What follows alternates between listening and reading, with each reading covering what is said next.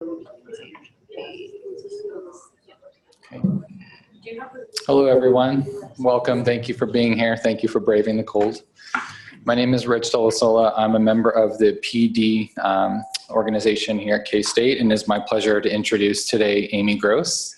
We're very pleased to have Amy with us today. A little bit about Amy. She is an alumni of the Department of Psychological Sciences here at K-State. She received her PhD in Industrial Organizational Psychology.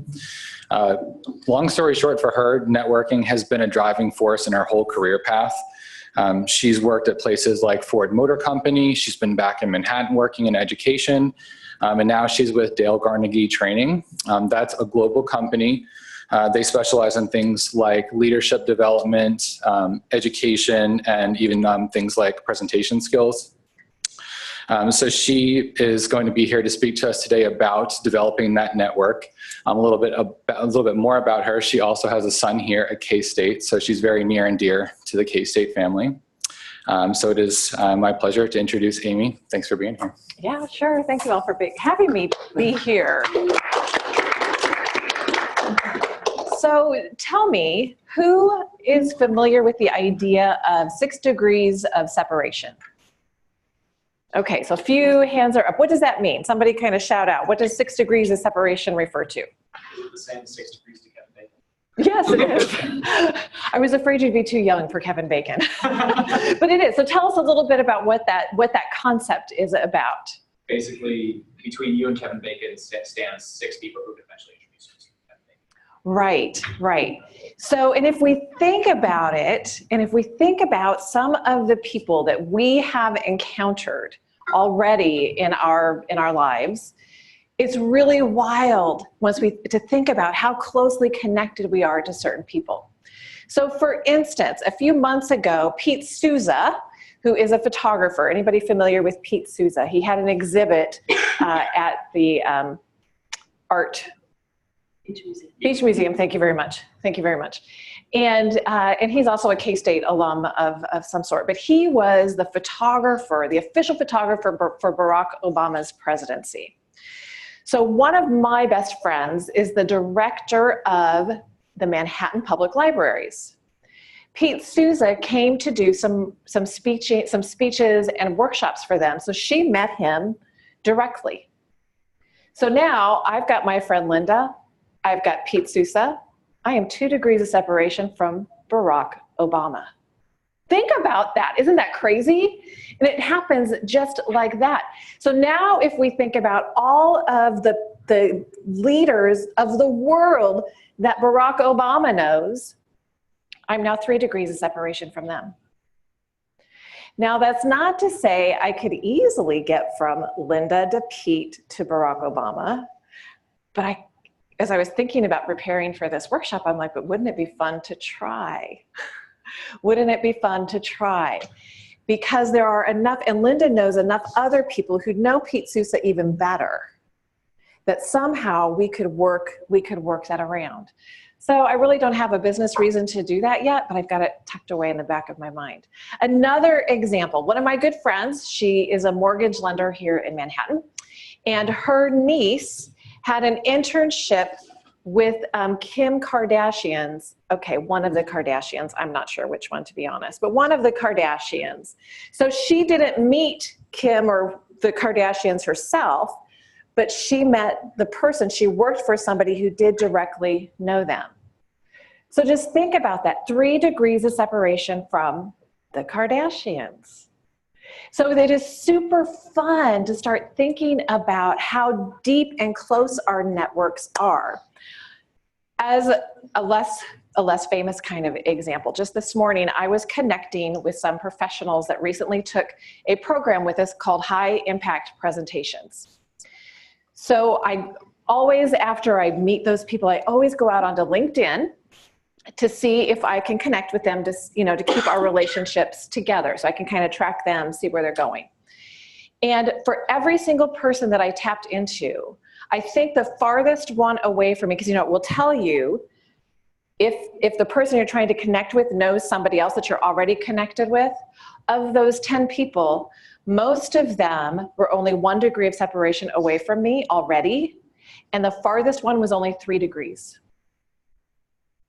Random people that come across our world are interconnected. So that's what we're going to talk a little bit about today, is how do we build our own networks. So you're all here for a reason, and I had a chance to visit with a few of you ahead of time, but why are we here? Why is networking important to us as graduate students at K-State? Somebody from over here, just why are you here? Why is networking important to you at this point in time that you're here? Say that one more time, louder. Okay, that necessary postdoc, right? Somebody else from this part of the room. Why are you here? Get a job. Okay, right. Ultimately, we get to that point and we need a job. So when we think about networking, what are some places that we currently have an opportunity to network? So move around in the room a little bit and find somebody who's sitting close to you so that you're in groups of 2 or 3 or 4 and talk about and come up with about 4 or 5 different places that you already have opportunities to network. Okay, so you might have to move around the room, introduce yourself to someone if you don't know them, so that you've got groups of 2 or 3 or 4. Where can you currently network? You've got about 90 seconds to come up with 5 things.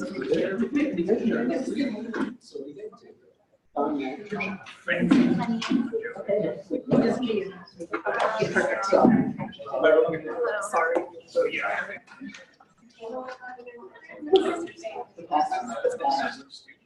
My name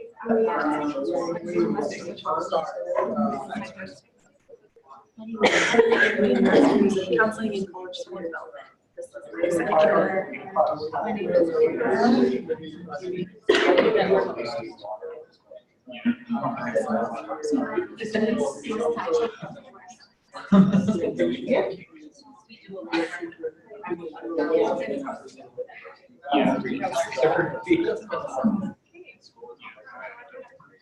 So what are some spaces? Well, yes. Yeah,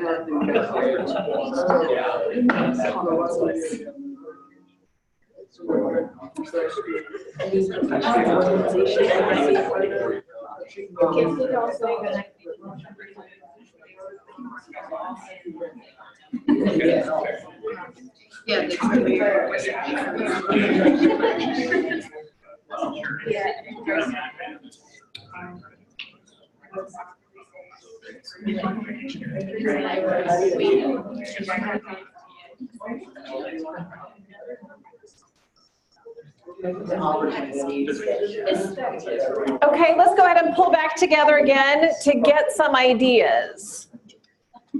So let's just start this front table. One idea. Conferences. Okay, conferences that we attend. You guys, something else. Events like these. Okay, yeah. How many of us just now talked to somebody that we hadn't met before? Okay, good networking. Absolutely, you just built your network if you take that opportunity to do so. Okay, this group, one thing you decided? Day-to-day errands. Okay, right, you never know who you're gonna run into, right? How about you guys? Clubs at the university. Say that again? Clubs at the university. Right, join, because you never know what kind of connections you might make while you're having fun. Okay, from the back of the room, just anybody from over there. LinkedIn. Okay, yeah, you can scout around and find common interests and reach out to people and meet them virtually. Sure, over here, somebody. Or specific departments and professors. Absolutely, our professors. Another idea from anybody in the room. Where can we network? We introduce ourselves. We are both PhD students. Okay. Right. Somebody else. Doing research for outside university companies. All right, so actually finding those companies, identifying who's there. Again, LinkedIn is a great source to find names and positions, or just, online, right? Other sources that are really rich, especially for graduate students, are your alumni network. your alumni network who now has and can put you into contact with many, many other contacts. So when we talk about networking, who has a definition? Somebody look it up on your phone. What is the definition of networking? But then put your phones down. You know, that's kind of risky, right? It's risky for a presenter to say, hey, take out your phones and look up what networking means. And then put them back down. Somebody look that up and tell us. Yes, real loud so everybody can hear. What I understand networking is the connection between the people. A connection between people? Connection between the people and awareness about the people. Okay, right, and knowing something about them. Some definitions, anybody find a definition that has a little bit something else added to it? Networking is the exchange of information and ideas among people with a common profession or special interest, usually in an informal social setting. Okay, so did everybody hear that at all? Okay, read it again. This time stand up and turn around to the audience, because I heard you, but yell really loud. Networking is the exchange of information and ideas among people with a common profession or special interest, usually in an informal social setting. Okay, so one of the other things that I have found in researching what is networking is this idea of mutual benefit, not just common interest, but mutual benefit. And sometimes it can be uncommon interests, but we can act as connectors and other people can act as connectors. So we may have an interest, and I have another wonderful friend, and she's brilliant. I have two of them actually that are brilliant at connecting people because they remember what they learn from others around them. They have what we call at Dale Carnegie, a genuine interest in other people. And by having that genuine interest, they not only find common connections for themselves, but they can help others to connect. So this whole web that we weave is not just a one-to-one person, but it's really a one-to-many people. So when we go to networking events, who enjoys those? Who enjoys kind of going up to strangers and meeting them for the first time and introducing yourself? Okay, so if you were kind of like this, yeah, I'm kind of like you. I'm kind of like, sometimes if I'm in the right mindset, but sometimes I don't want to at all. And so when we think about networking, when we go to conferences or when we're looking for jobs or in other areas where there's people, or just people grouping together and we have to jump in, there's two different kind of ways that we can look at networking. We can either be farmers or hunters. What do you think I mean? What's the difference between a hunter and a farmer from a networking perspective? Go, give it a shot. Hunters seek out new people, farmers try to grow relationships with those they already found. Right, right. So hunters are going to be looking out for as many, like collecting as many business cards as they can. They're looking for volume. Whereas the farmer approach is growing and cultivating more deeply rooted relationships. Now there's a value in both, but it really, again, depends upon what your purpose is. So when we talk about having to go to a networking event, like a conference or a reception of some sort, or it could be a departmental meeting or a departmental alumni gathering, we can make some choices as to whether or not we are going to be the hunter, collect as many people as we can, and hope we make a little bit of an impression, or really be thoughtful about who's going to be most important for us and how can we be most important to them. That, again, thinking about that mutual benefit. So there, again, a couple of different thoughts, because I always was intimidated a little bit to go to networking, professional networking events, because I thought I have to go meet everybody. Well, you don't. Really, a successful networking event could be when you meet one really good contact that has something really in common. So our mindset can really help build our confidence when we have to go out and network. So a little bit about my story and how networking has helped me professionally, and this will give you some examples of how you might benefit from networking as well. So it really happened even as I was an undergraduate student. I went to a small state school in my hometown in Nebraska, Wayne State College in Nebraska. I was majoring at that time in human service counseling, and I needed an internship, right? An internship. So where do I start? I started with my family. My family, you can network with family. And I have an aunt who lives in Houston who had a friend, 2 degrees of separation, who worked at the Harris County Juvenile Probation Department. So again, I was able to get in, I could live with my aunt for free. And then I had this working experience that was so unique to anybody else that I was in school with because I networked and I had that connection with my family. Very often, that's a great place to start. Then when I was needing to go on to graduate school, I decided that that human service counseling stuff, working with juvenile delinquents wasn't really a good fit for me. So I talked to my faculty and I said, hey, not really sure what I want to do. I'm kind of wishing I would have majored in business. And she said, well, hey, I went to grad school at K-State and they have a program called Industrial Organizational Psychology. I'd never even heard of it, had no idea what that even was. But she put me in touch with her major professor who happened to be in neuropsychology, not my area of interest. But through him, I got connected to the IO faculty. So again, keeping your mind open to opportunities because you just never know what that network is going to bring. So I get to K-State. And now here I am again, I need another internship. So what do? So I, of course, go through all the ads, right? Everybody who's looking for them. But then it's also these conversations with faculty. And this is where the alumni network came in. So not just for my internship, but actually my first job at Ford Motor Company. And I will tell you, I called and called and called and called. Okay, it was long enough ago that email really wasn't quite a thing. Not quite yet. So I called, and I would encourage all of you, as you're networking, it's a face-to-face conversation, a voice-to-voice conversation that is going to distinguish you from others who are sending emails, posting things on LinkedIn, the electronic communication. Handwritten notes. I know it seems strange, but those are the kind of personal touches that make a difference in networking. You will stand out because so many other people are not doing it. Now, in working, this little sidetrack, in working with businesses and companies across the state of Kansas, so Kansas is kind of in the global world of Dale Carnegie, I'm in Kansas.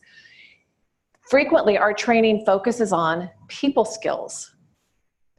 And how do we get people to connect interpersonally? So those skills as graduate students, regardless of how technical your profession is, there's a lot of people with good technical skills. There's a lot of people out there with the knowledge that you're going to have. What will distinguish you are those personal skills on how do we interact with others. Okay, that was a little bit of a side note, but it helps. It's part of that networking context, though, and some of the things that we can do. So back to my story, what I found is that I would call, like for instance, Connie Wanberg was one of my faculty at the time. She's no longer at K-State, but she had a friend that she was a graduate student with in Iowa. And she said, well, why don't you call Paul? Paul worked at Bank of America in California.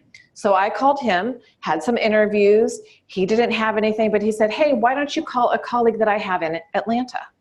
So I called.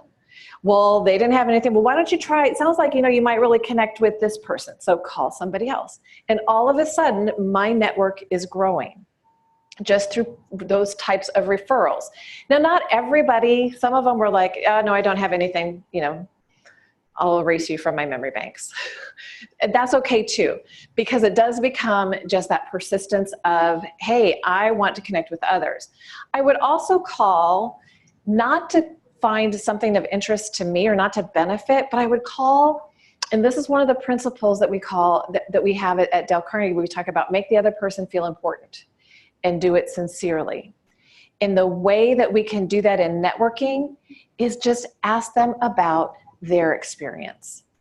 Don't call to say, hey, can you get me a job? Just say, hey, I want to learn a little bit more from your experience. Tell me about your experience on where you are. Tell me about how you got there. What suggestions do you have for somebody like me? And especially as you're working with your alumni network, you will find that people are very generous and very gracious, and it's a great place, again, to start.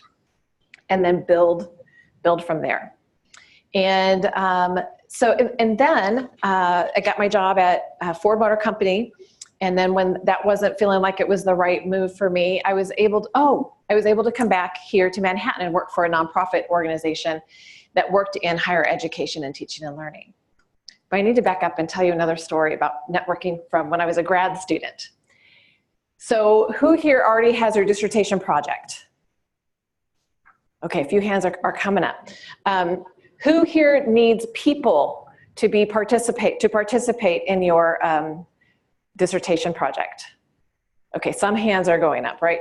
So in psychology, of course, I needed people, right? I can't just run experiments. I need people to give me to participate in surveys and whatnot.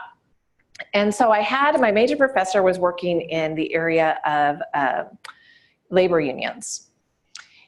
And I was working with then my boss. I worked outside of the department. So I had another, Bill Pallett was his name, or is his name.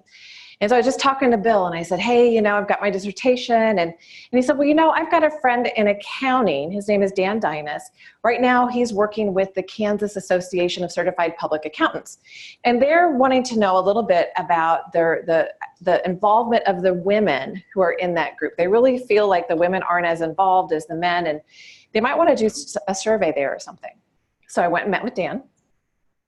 And we talked about what he was needing and what he was wanting. And I thought, yeah, I bet we could come up with a survey to get you some feedback. And I said, hey, by the way, I kind of need a dissertation topic. I kind of need some people to give some surveys. Would you mind if I added a few more questions so that I could build my dissertation project? And he said, well, yeah, fantastic. So it was a win-win where I was helping him serve a need in his organization, and he was helping me out by saying, you can use this data. And then he was also able to sit on my committee because he had direct knowledge. So that's one of the places where keep talking to people even outside of your own academic circles, because you just never know who might be able to, where you might be able to give them something and they might be able to help you back. Again, that's networking from that mutual understanding, that mutual perspective idea. So, and then fast forward a number of years where I was kind of tired of working in higher ed, tired of working in that nonprofit organization called the Idea Center. It was a great run, but I needed to do something else. I was at a New Year's Eve party just with friends and had a friend there, and I knew that he was shifting his career, going to do something else. And I said, hey, Gordon, what do you got going on? He says, well, my wife and I, we bought this Dale Carnegie franchise, and one of the first things we're going to need are trainers. And I thought to myself, I'm kind of in this world of wanting to do something different. Training is really in my wheelhouse, working with businesses. That's what I've been doing. And so I went back and did my own little research on who is Dale Carnegie, who is this global organization, how do they do their training, and it met all of my expectations, my high expectations for the criteria of how they operate and the types of training that they do. That was networking, informally at a social event. I sent my resume. I said, hey, let's talk. And we did. And 5 years later, we're running strong. So you just never know when these opportunities come across, but you have to keep your mind open to them while we're doing it. So let's think about some of the other strategies that we can do to help us in those networking events. So think about let's think about us presenting ourselves in our first impression. How much time do we have to make a first impression? Any social psychologists in the room? Okay, good. So you can't tell me if I'm wrong, but how quickly do you think we have? How much time do you think we have? Go for it. A couple seconds, I think. 5 to 6. How many? 5 to 6 seconds. Okay, 5 to 6 seconds, a couple of seconds. The most recent research that I looked at said not even. It's instantaneous. Think about it, how quickly we judge someone. We make an impression of somebody just by seeing them. just by reading an email, even before we see them sometimes. We will make an impression based on what others tell us. We don't even know them. I could tell you Hazel's gonna come up and present next. When I say Hazel, what comes to mind? For maybe those of us from this culture. What does Hazel look like? I think the witch from Looney Tunes. The witch from Looney Tunes? The witch Hazel, the character, yeah. Okay, okay. Others of us are gonna think of an older woman, right? And we have no idea, but that's the picture we have in our head.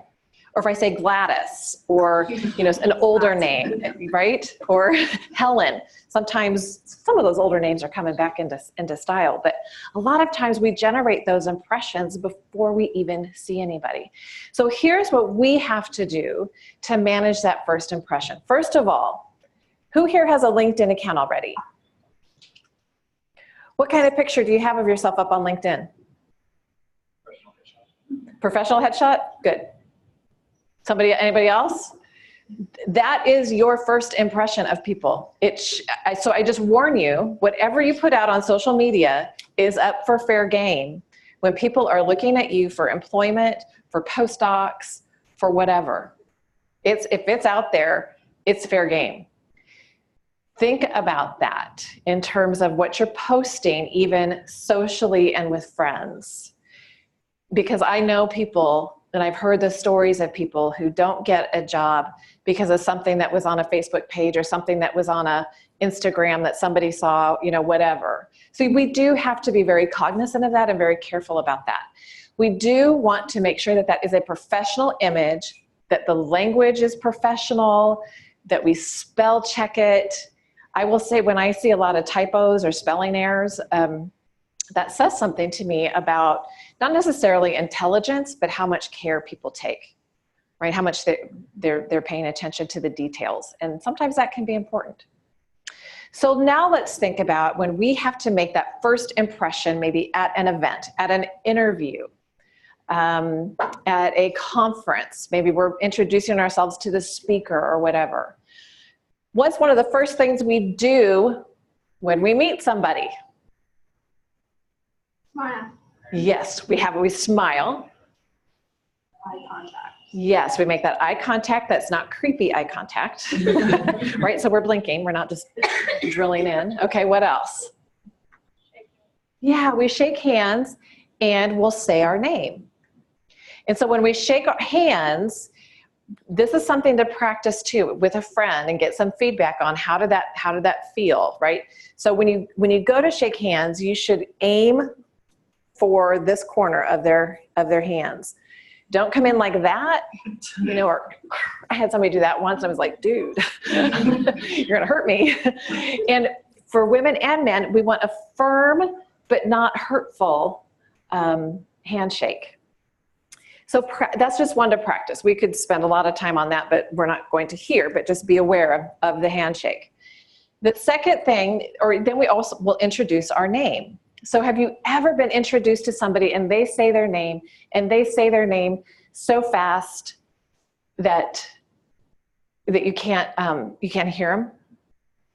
Okay, it's kind of awkward, right? So we want to at least make sure that people can hear our name. And at Dale Carnegie, we have a little process for that. We call it pause, part, punch. Pause, part, punch.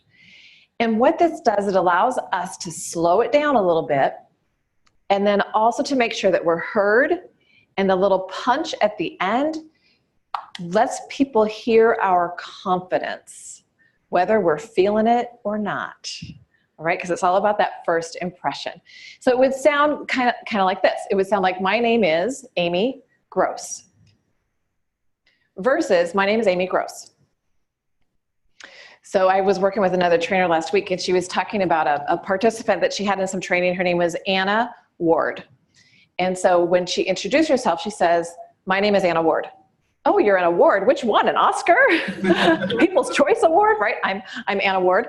You can't tell where one starts and where one ends. So it's that pause, part, punch. So you pause, you say, my name is, and then it's that pause is kind of like, wait for it, because you're going to want to know me because I'm pretty good stuff. and then the first name, and then you punch something in your last name that brings that confidence in.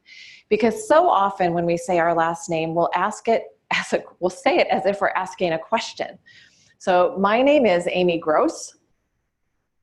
Now here's the difference. My name is Amy Gross. What was the difference? How'd it sound? Yeah, my name is Amy Gross versus my name is Amy Gross. It's subtle, but it makes an impact. So now find somebody that you're sitting next to and practice that pause part punch. All right, and help each other out. Tell them how it sounds, what they might do differently. Ready? Go ahead. Find a partner. Just go through it a couple times. Say your name a couple times.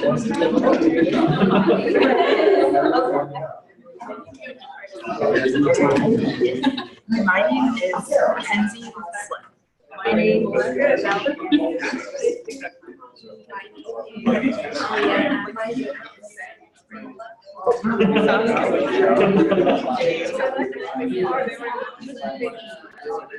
yeah. Honestly, that does help though. It's like for the city.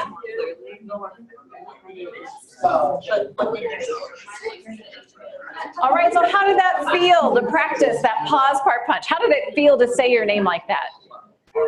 Awkward. Thank you. It does feel a little bit awkward. How did it sound when we were listening to it? Clear? Okay, so it's helpful. And it's one of those things that takes practice, practice, practice until it doesn't feel so awkward. Now, especially if we have a name that's from a different culture, or if we are traveling to a country that's a different culture, it's harder to understand or to learn names outside of what we're used to, outside of what we grow up with. So that is especially an opportunity for us to really make sure that we are saying our name clearly, because it really helps the listener. And that's what it's all about from that point. Okay. Now, how many of us, so that's the first part, is how do we say our names in a confident way? So let's just try that, everybody together, one more time, out loud. My name is, say your name. My name is Amy Gross. Okay, we can do better than that. I know, I kind of threw that at you kind of quick. So let's try it again. Everybody all together. My name is All right, just one more time to just bust through some of that awkwardness, because it's really awkward now that we're doing it all at the same time, right? So we can do it all at the same time. We can do it on our own. One more time. My name is Arabella. All right, so I'm throwing down that challenge. The next few times that you introduce yourself to somebody, practice that. And maybe even teach somebody else. And that's a great way to really get that ingrained. All right, so how many of us have been on maybe interview lunches, or we're at conferences and we have to sit with people that we don't know, and we find that we maybe start out a conversation okay, and then it just sort of like, okay, you get that awkward silence, right? Anybody? Yeah, even in social situations, right? So one of the things that we can do at Dale Carnegie is we have what we call a conversation link. And what this link does, it's a series of pictures, because our brains actually remember pictures well and images. The weirder, the crazier, the more likely it is we're going to remember what those images look like.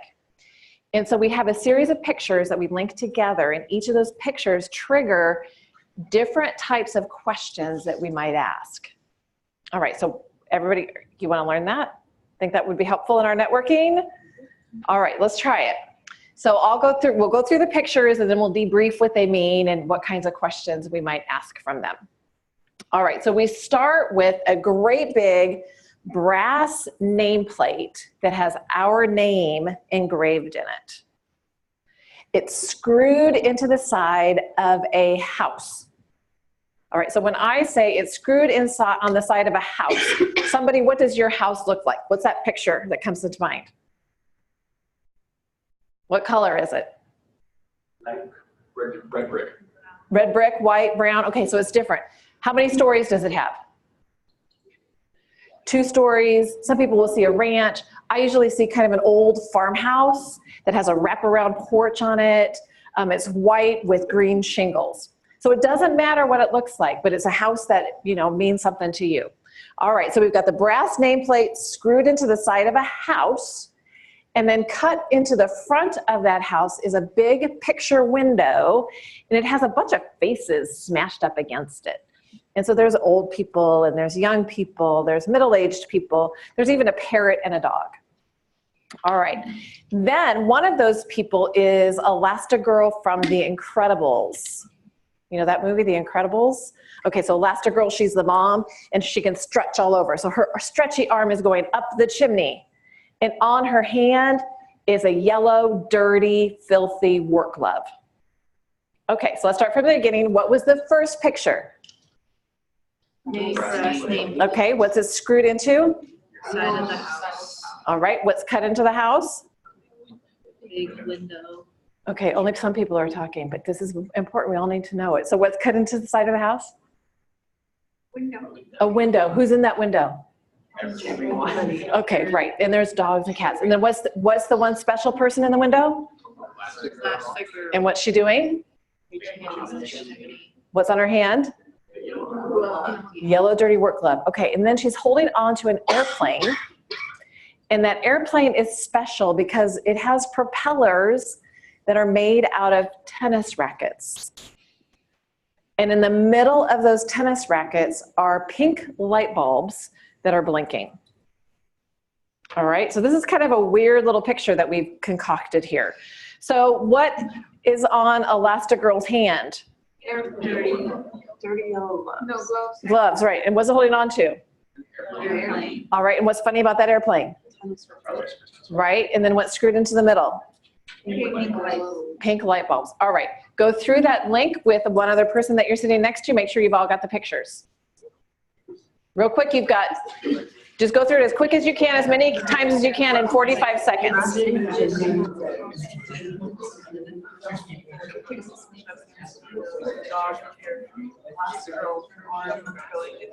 Over the chimney, yellow glove, dirty yellow gloves holding onto an airplane,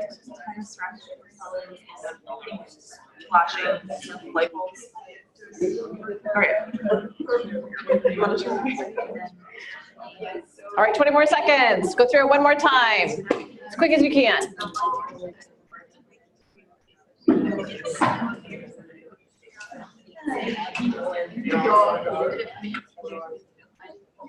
All right, so let's think about what might those pictures, how might they help us think about different types of questions that we could ask?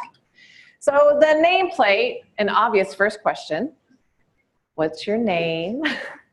But then you could also ask questions about, oh, were you named after somebody? Well, yes, I was named after my grandmother. Oh, well, tell me a little bit about your grandmother.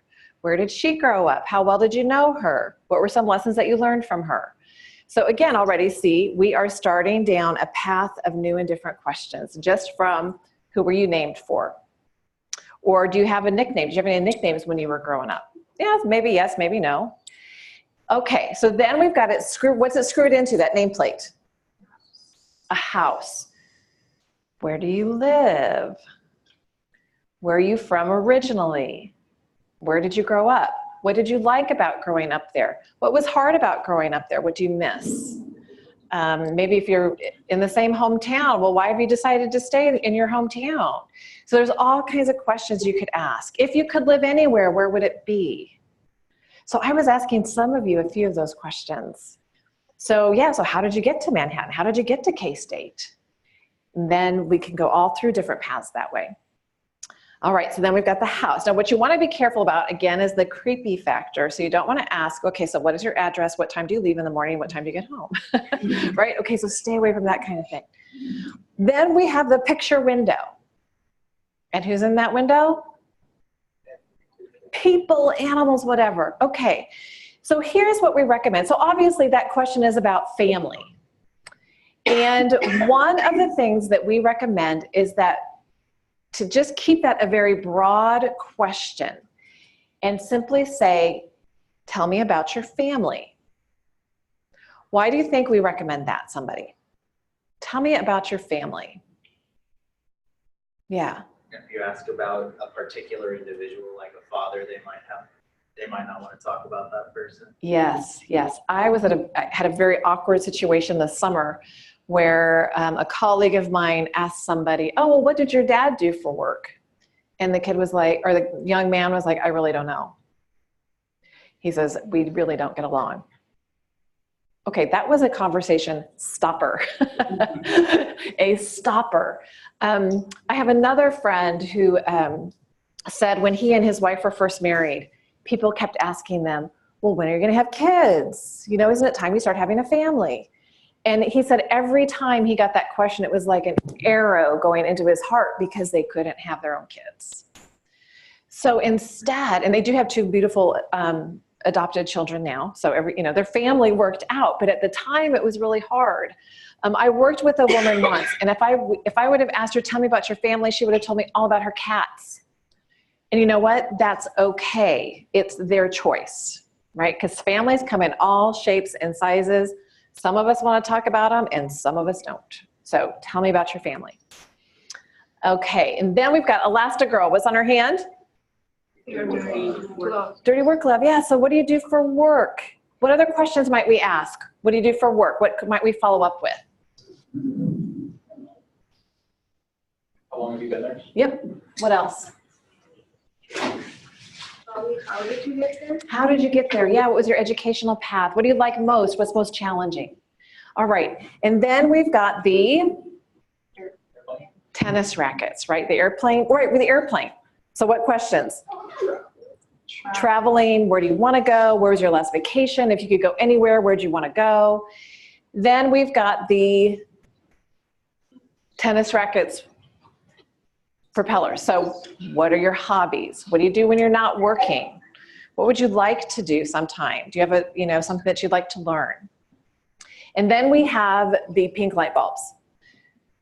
So that's kind of, what do you think about? We think about the light bulb ideas. So what do you think about a book, a policy, something that's in the news? We tend to recommend ask people to be really careful about politics and religion until you get to know somebody well. Because those conversations can sometimes they can be opposite of what we want when we're networking. Okay. So now we're going to have an opportunity to put that into practice to see how it can work for us. So in a moment, we are going to create a little networking event, a little practice networking event here at the front of the room. As we come to the front of the room, we are going to want to find someone that we don't currently know in the room. All right, so let's do that. This is called, I know we're pushing comfort zones a little bit, but this is what networking does. It pushes our comfort zone. So we're going to be in this space where, we're all here for the same reason. So come on up, find a partner that you don't know, introduce yourself, practicing pause, part, punch, and then we'll go on to the next step. So come on up. Yeah. You're expanding your network already right here in the room. Come up to this front area, right? Because when we're networking, it's usually like in a conference center or in a ballroom, people we don't know. So find somebody. Hello, I'm Brian. Nice practicing. I hear it. I know we lose half the room, and you know what? Then it's good practice. That's what we're here for. All right, everybody come up to the front of the front tables. Yeah, come turn around. Yeah. All right, so here's what we're going to do. We're going to put the conversation link into practice. And so what we will do is we will have one person. Your job is to only ask questions. That's all you can do, is ask questions for 2 minutes. Now, one of the things that we don't want to do with a conversation link is to say, what is your name? Where are you from? Tell me about your family. Where do you like to, or what do you do for work? What do you hope to do for work? Where do you like to travel? Wait, then we got the, so we don't do that because that's just weird and not very conversational. But what we do is we start with anywhere in that chain, anywhere in that link, start with a question and see where it takes you. If the conversation starts to lull, ask another question from somewhere else. The other thing, should we ask questions that require a yes or no answer? No, we want to ask the open-ended ones. Now, if we do start to ask a question with a yes, no, a great follow-up is tell me more about that. Tell me more, and be very, eager. But if we say, do you like to travel? No. Do you have any hobbies? Yes. Okay, versus where is someplace that you've recently traveled? Or where is someplace that you traveled that you really like? See, then they can start explaining it. What are some of the hobbies, what do you like to do in your spare time? When you're not studying or going to class. I know there's like that much time for that, but okay. So those are some hints. So the first person will only ask questions for 2 minutes and then we'll switch roles. The second person, or the person responding, you just respond, okay? Because the reason why we're practicing this is because sometimes we can get into a situation where we'll start with good meaning, good efforts, but then this is what can happen. So what is your major? What are you studying? Math. I hated math growing up. I was good at it, but nobody ever told me I was good at it. So I didn't know. So I never gained the confidence that I needed. So yeah, I don't know why I do math. Okay, so what just happened? I did. I hijacked it. I know. Yeah, that was kind of mean, wasn't it? Right? Because I really do like math. But I could keep going about myself. But this is the key in the conversation link and in networking, is making it about the other person. So let's just try that now for 2 minutes, asking questions. So one person, just raise your hand. One person in your pair. Just somebody, one person. All right, and then we don't like to point at people, so we'll put our hands like this to the other person, and we'll say, thank you for asking questions first. All right? All right, so I'll put a timer on, ask questions for 2 minutes, just see how it goes.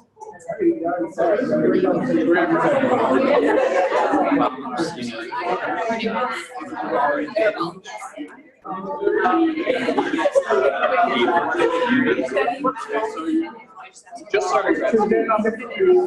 What do you like? No, meatball.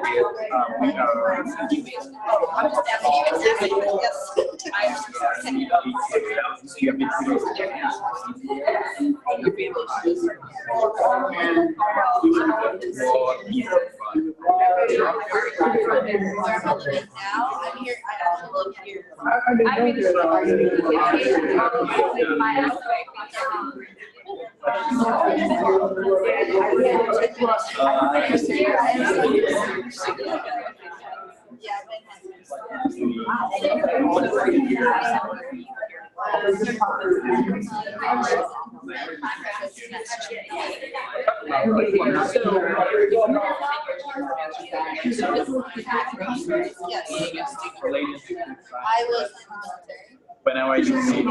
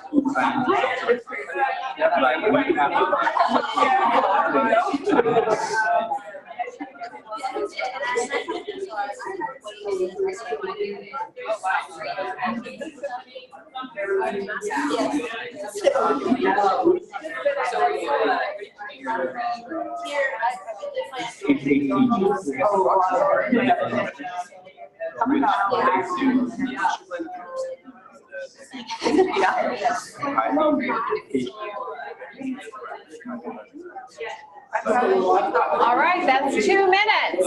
That's 2 minutes. So we're going to just stop that conversation. And I know I hate to do that because I know you're right in the middle of a sentence, right? Okay. So now we're going to switch roles. And our partner will take 2 minutes to only ask questions. Okay, ready? All right, go for it. Tell me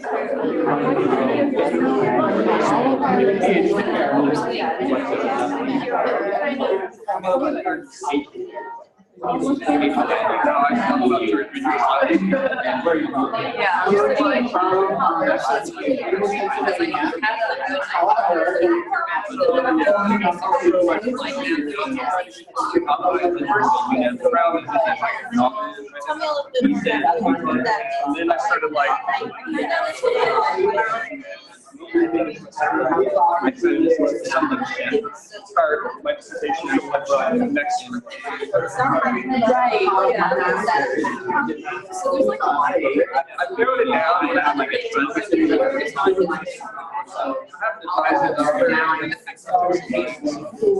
Whatever you want to apply to that. So it's kind of like, it's not the same.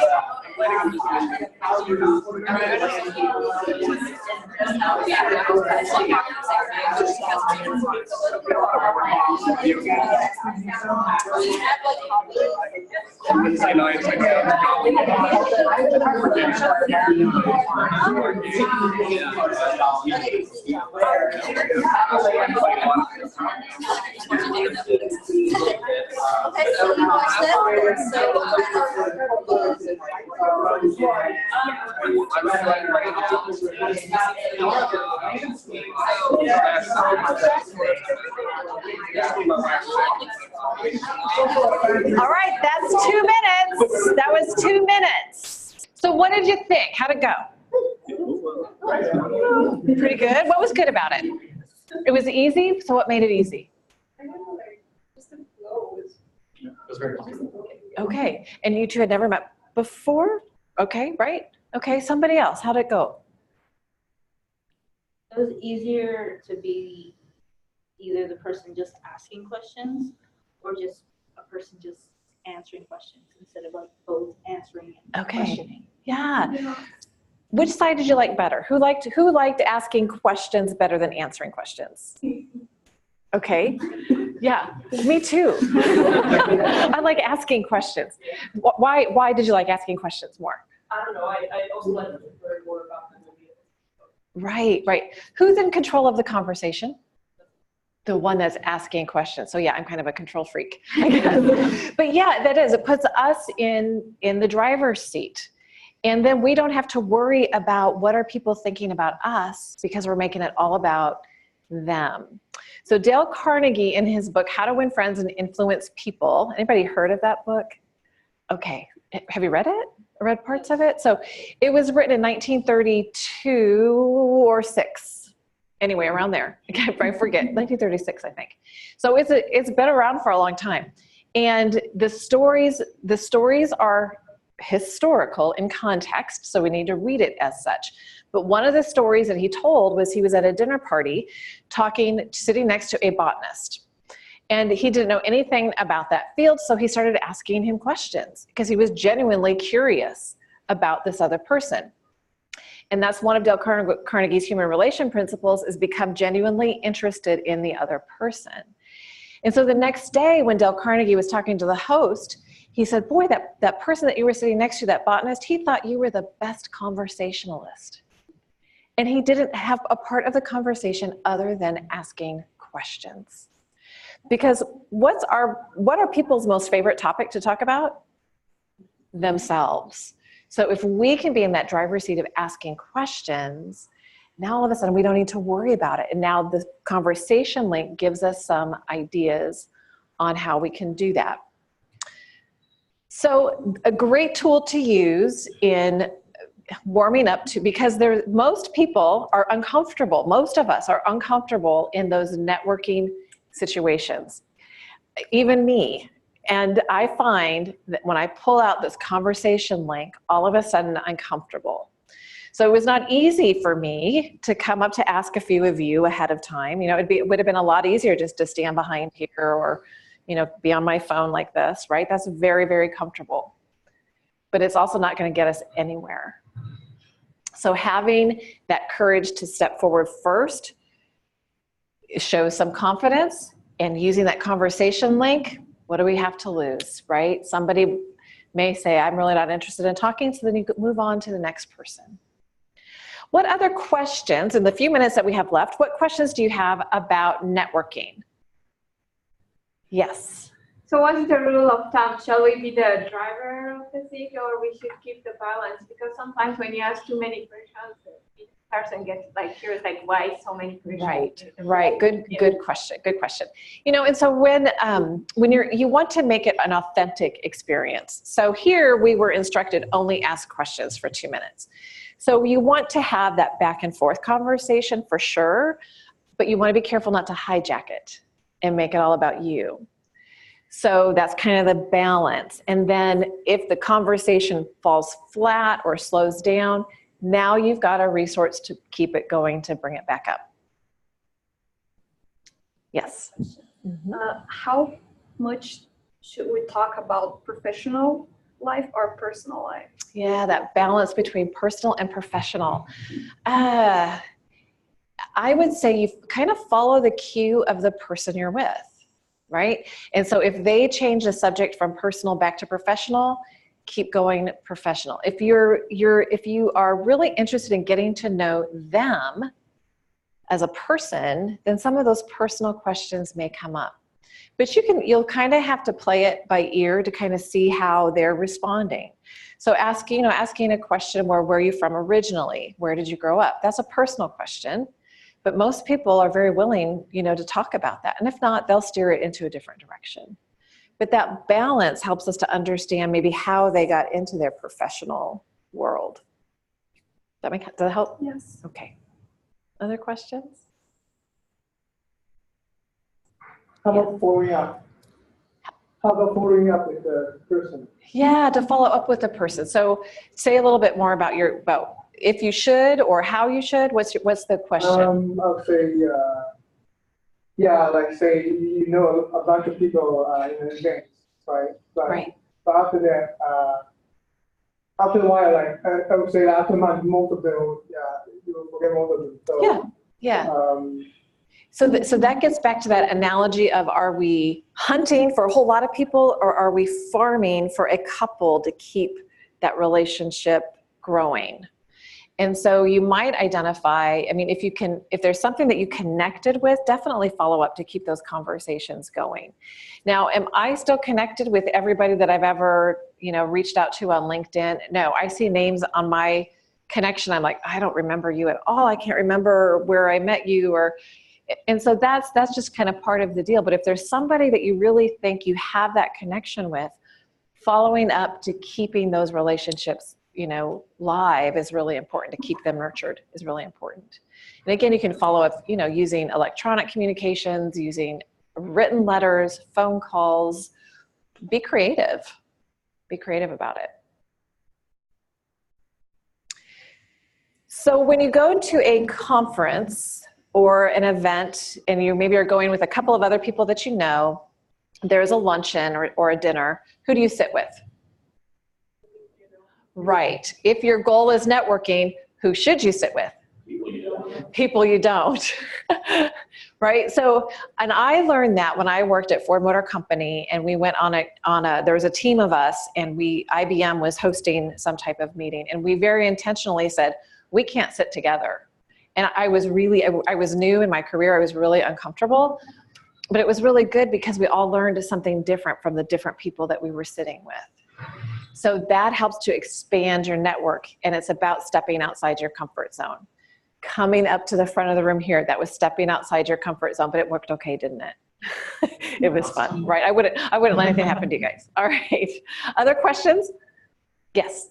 So now that you mentioned the conferences, so sometimes you get there, but people are already formed their own groups. Yeah. So how do you, because you don't want to be intrusive, if they, you know, so Right. how to proceed? So how do you break into a group? So there's a couple of things to watch for. So let's kind of just, can I use you guys to help demonstrate this, right? So if you guys are really closed, right? So yeah, that's not going to be, I'm not going to break into that group, but I might see somebody who's kind of open to this, and I might say, oh, hi, you know, somebody who's just not talking, you know, where are you from? Right? So, because she's kind of open. So you find those places where they're open. Another thing that has helped me when I don't know anybody is I go in with the mindset of I am hosting this party and I need to make sure everybody's having fun. So if I find somebody who's standing alone or a couple of people who aren't speaking together much, I will just say, hi, I'm Amy. And what are you guys thinking about the meeting? Have you attended any sessions that you really liked? Where are you from? And and here's the thing, practice, practice, practice. The more we do it, the more comfortable we become. And sometimes we'll be successful, and sometimes we'll just try again the next time. So you look for where you can, and sometimes, or just making yourself available and waiting for somebody to come to you. But that has helped me, is to think about, okay, I need to make sure everybody's having fun. I see somebody, I'm not sure they're having fun. So I'm going to go talk to them and make sure that they start having fun by talking to me. Other questions?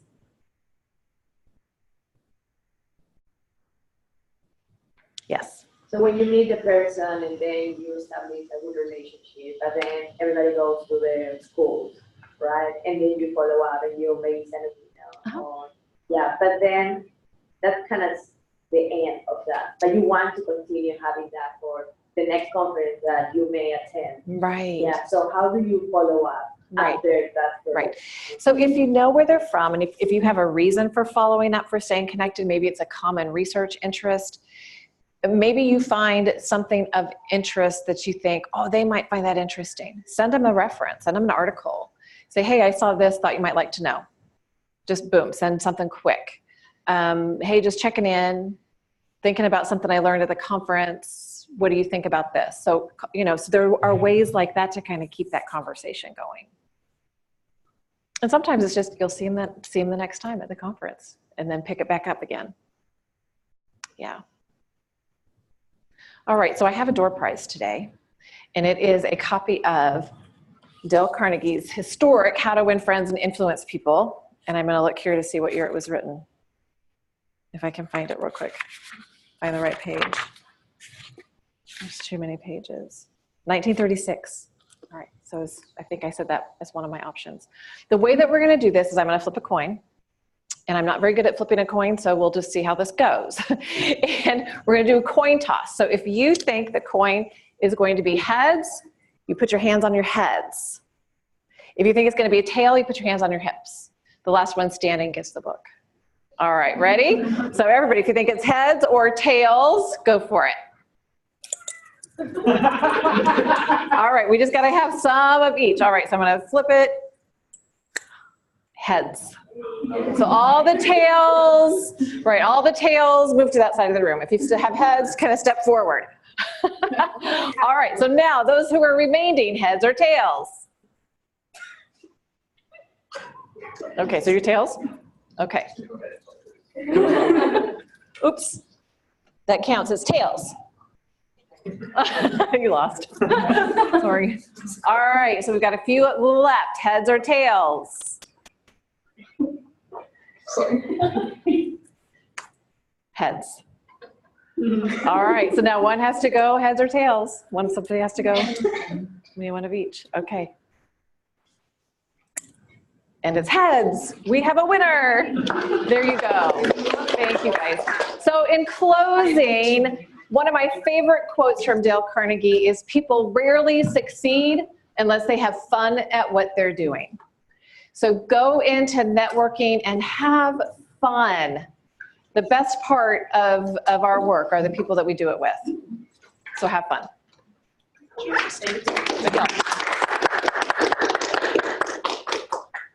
guys, a quick note from GSC, make sure to do this, I believe they usually send out a survey at the end of this, please, respond to that, top line. So, thank you all. What are you doing for registration?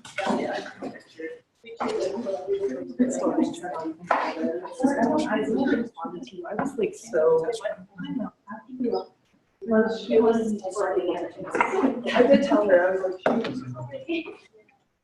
Yeah.